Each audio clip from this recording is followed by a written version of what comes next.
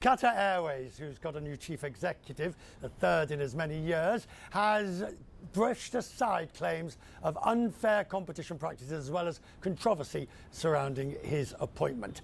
Lufthansa, Air France, KLM say the Iran war has highlighted how dependent Europe is on Gulf carriers, and therefore they say the balance should be redressed.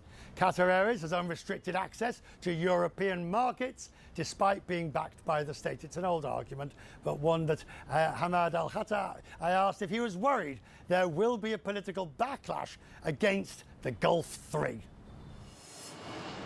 We're giving the passengers optionality and choice, and we're going back to our European destinations in full force.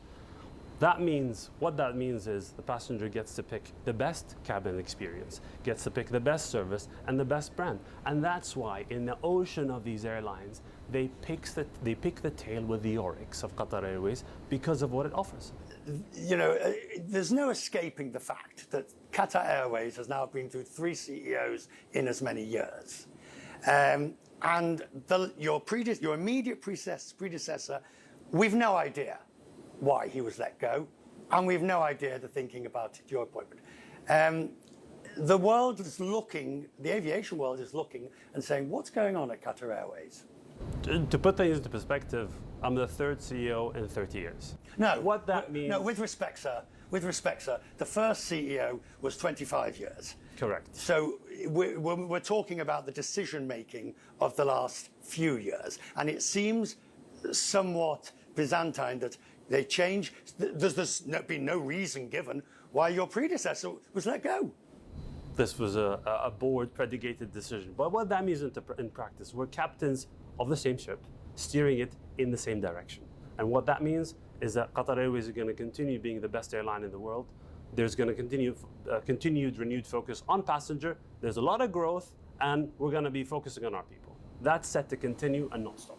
So to those who say, yes, but the new CEO, and forgive me, sir, these are not easy questions to put as such, but to quote somebody from the last few days, you appear to have slender qualifications for this particular role as CEO of one of the world's major airlines. That is an undeniable fact. Look, it comes from a perspective of I'm very privileged to be leading this organization. It comes with a profound sense of responsibility, and there's plenty of young leaders worldwide that are capable of demonstrating their resilience, and I'm here to do that. Qatar Airways is on a trajectory where we're going to receive these new aircrafts. We have, an impeccable network. We have an impeccable service and brand. Starlink is across most of our fleet.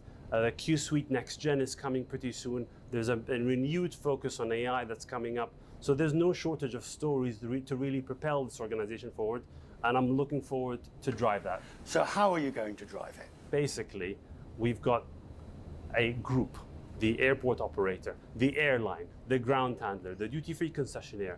Everything is part of that group. We're going to be working on an integrated way.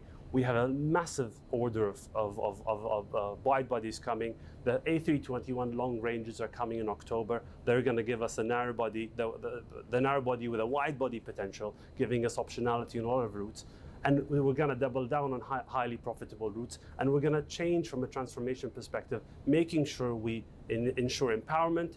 We have AI upskilling and make sure by 2030 and beyond, continue being the best airline in the world. Okay, but when you sit down at these meetings here at IATA and you're sitting amongst people who have run airlines all their lives and they've worked their way up through ops, finance, whatever, to the CEO position, do you feel at a disadvantage? Yes, they're your partners in one world and in your bilateral relationships, but they do have the experience that you do not have.